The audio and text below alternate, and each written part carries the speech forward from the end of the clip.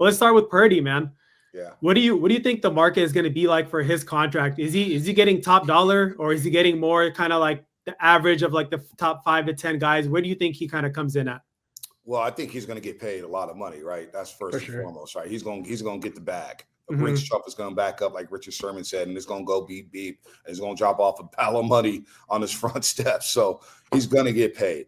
Now, what does it look like? How is the contract structured?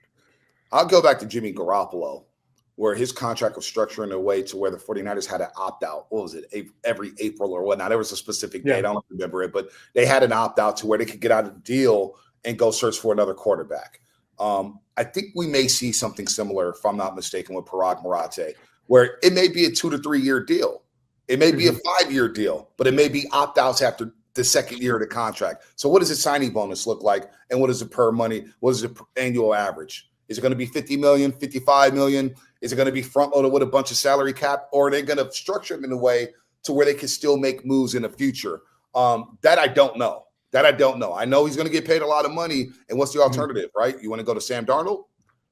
I'd rather have Brock Purdy. Hell right? no, yeah. Is it realistic that Matthew Stafford from the LA Rams is going to get traded to the 49ers? The Rams and Niners doing business, division rivals. No, that's not happening. They'll send him to Siberia before they send him to the 49ers. Absolutely. Or the Niners would have to give him like 5 first-round picks. Or something ridiculous. Sure, why not? But they're going to re-sign Brock Purdy, and I think they should re-sign Brock Purdy. I saw a lot from him last season. The arm got tired and the shoulder. That is a concern, right? I think they're going to front-load the contract, and they're going to structure it in a way that enables them to make future moves to build off of this roster, and they're going to protect themselves from potential opt-outs in the future. I could really see them doing that here. But in terms of like what it's going to look like, 7 years, $200 million, 4 years, $220 million, that I don't know. And I'm very eager to see how they structure it. But I think that's what they're working through right now when it comes to Brock Purdy. And you know what? They should re-sign him again. You get Trent Williams back. He's going to be healthy, hopefully. You build that offensive line. You protect them. Give them another weapon or two, because let's be real. Last year they had wide receivers who couldn't get off the line of scrimmage. They couldn't get off the press man. We know how the Super Bowl went against the Kansas City Chiefs when nobody could get open off the line of scrimmage. And so teams just daring playing man defense against the 49ers, and then you don't have a Christian McCaffrey. Purdy's fine. He's a top 10 to top 12 quarterback. Let's not overthink it. There's the golden four, right? There's Mahomes, Allen, Burrow, Lamar Jackson. Yep. Everybody else, you don't know what you're going to get on a daily basis, right? Jalen Hurts, he's got a lot of assets around him. You need assets. You need talent around you. So I think they're going to make the right move in re-signing Brock Purdy. He'll come back and have a strong year. But in terms of how the contract's structured, I could see them front-loading the deal with having opt-outs after year 2 or year 3 to protect themselves, especially when he has that elbow and that shoulder injury where you just don't know. Like you see some of those deep passes last year where he's underthrowing them. That is a concern, right? You got to be able to hit that deep shot here and there. So, but he's the right quarterback for this team. There's no doubt about that. No, for sure. And I'm glad that you brought up the fact that, he was fatigued toward the end of the season. We could all see it. I think the injury that he sustained in the middle of the season, whatever it was with his throwing shoulder against the Seahawks, it definitely affected him for the rest of the season after that. So, and it showed, right? They slid and they kept sliding, and it wasn't just Purdy's fault. It was just the entire offensive line was trash. The defensive line was trash. Well, you make a great point real quick. That offensive line, right? On the morning rush, we'd argue like, oh man, Purdy can't elevate his teammates. We just saw in the Super Bowl with the Kansas City Chiefs against Philadelphia. Patrick Mahomes, who a lot of people think is the greatest quarterback ever. I'm not ready to go there yet. He's a great player, no doubt.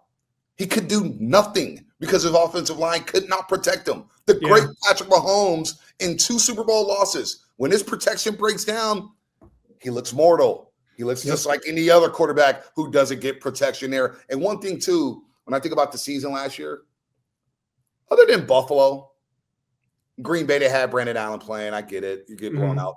That's the one blowout, right? Against everything else was close. Every other game, Thursday night against the Rams, you lose 12-6. It comes down, Purdy throws a pick in the 4th quarter. Debo dropped ball too. Right, drop ball. Like Ronnie Bell dropped the pass in week 3 or whatever it was against the Rams. The Seahawks, Smith comes down the field on the final drive and steals that football game. They lost. The Arizona Cardinals goes down the field with James Conner. It's still a football game. You don't have your kicker, Jake Booty, so you got to go for it on 4th down. So they were in a lot of football games which tells me that they're close to being back to the team that they've been over the past 6 years under Kyle Shanahan. Yeah, that's four games right there you mentioned, right? Those are 4 games that they should have won, that they had won, and they just couldn't finish. And sometimes it was, Purdy maybe had some bad decisions, made some bad throws. Then you mentioned Ronnie Bell drop, the Debo drop, right? Defense couldn't get stopped. So there were just a lot of factors with this team. But like you said, the biggest areas of need are going to be, 1, the offensive line, and then 2, I think we can all say the defensive line, right? And we've seen guys throwing out there like Max Crosby, Myles Garrett, Joey Bosa is expected to become a free agent. Where do you think they should go in terms of the defensive line? Because Nick Bosa, he did regress a little bit last season. Right. I expect him to bounce back this year, but they need a solid number 2 guy.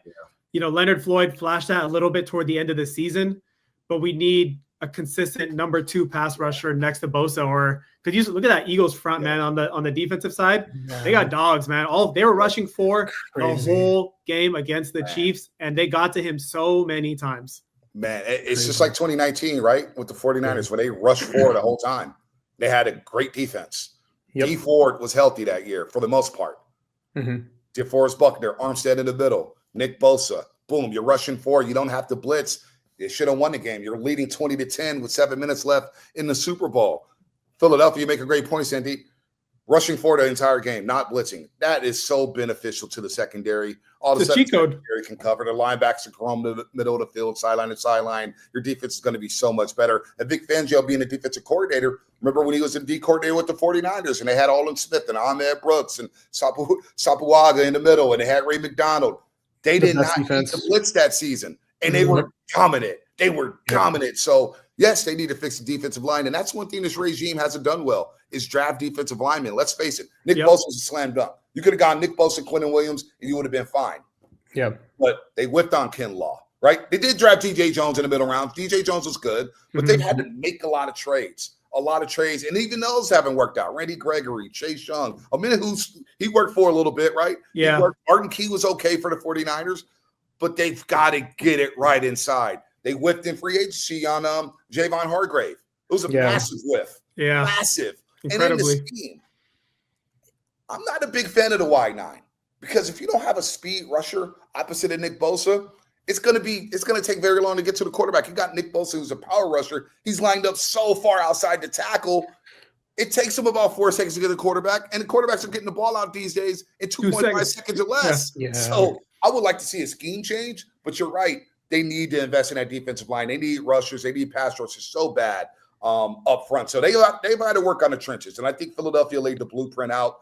And heck, when we watch these Super Bowls, right, whether it's Tampa Bay winning with Tom Brady, whether it's Kansas City winning with Chris Jones and Frank Clark, the trenches matter in the playoffs and the Super Bowl. When the weather gets cold and all of a sudden you got to run the ball, you got to get short yardage, you're in short yardage situations, or you got a 3rd and 7, that team is blitzing, you got to fix the trenches here. So there's no doubt defensive line, offensive line, they've got to invest heavily into that because they're close, but they got to shore up the front. And that's there's no doubt about it. They've got to do a better job at drafting defensive linemen and identifying defensive linemen who could complement Nick Bosa, but also help Nick Bosa complement these other guys. So they've got to do a great job there in the front. And right now, if nobody has confidence in John Lynch in doing that, I get it because they haven't been great in that department and bringing in defensive linemen to complement Nick Bosa.